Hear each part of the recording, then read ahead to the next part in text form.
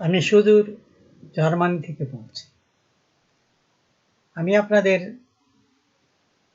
অনুষ্ঠানটি দেখেছি ডিডি বাংলায়।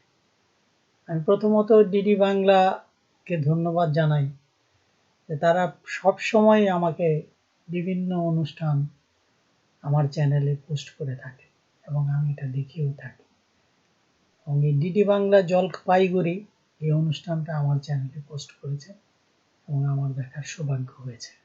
এজন্য ডিডি বাংলাকে আন্তরিক ধন্যবাদ।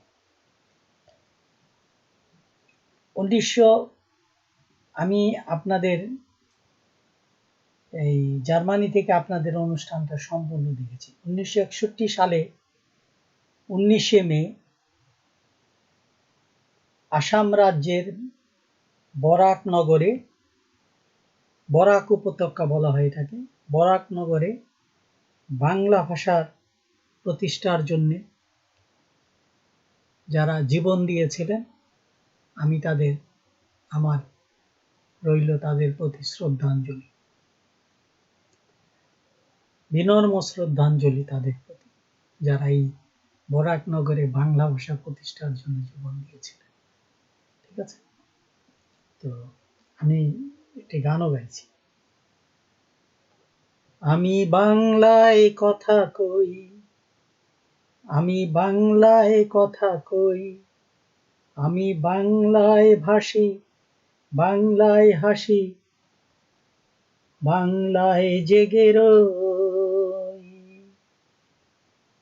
করি বাংলায় হাহাকার, আমি সব দেখে শুনে খেপে গিয়ে করি বাংলায় চিৎকার।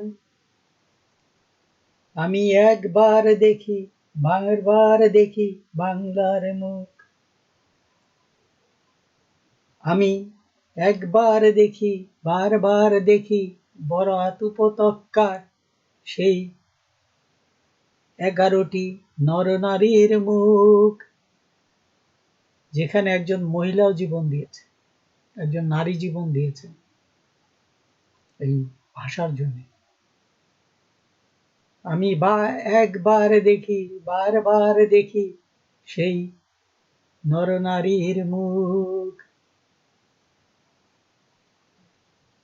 আমি বাংলায় কথা কই, আমি বাংলায় কথা কই, আমি বাংলায় ভাসি, আমি বাংলায় হাসি, আমি বাংলায় জেগে রই, আমি বাংলায় মাতি উল্লাসে, আমি বাংলায় জেগে রই। আমি আবারও ডিডি বাংলা জলপাইগুড়িকে ধন্যবাদ দিব, তারা যে অনুষ্ঠানটা আমার ইউটিউব চ্যানেলে পোস্ট করেছে। সবসময় ডিডি বাংলা আমাকে ইউটিউব চ্যানেলে পোস্ট করে থাকে, দূরদর্শন থেকেও করেন, জলপাইগুড়িও করেন। ঠিক আছে, থ্যাংক ইউ, ভালো থাকবেন আপনারা সবাই। আমি আপনাদের সাথে একাত্মতা প্রকাশ করছি। একদিন না একদিন বরাক নগরে আপনাদের সেই শহীদ মিনারটা হবে, যে শহীদ মিনারটার দাবিতে আপনারা এখন আন্দোলন করছেন। আশা করি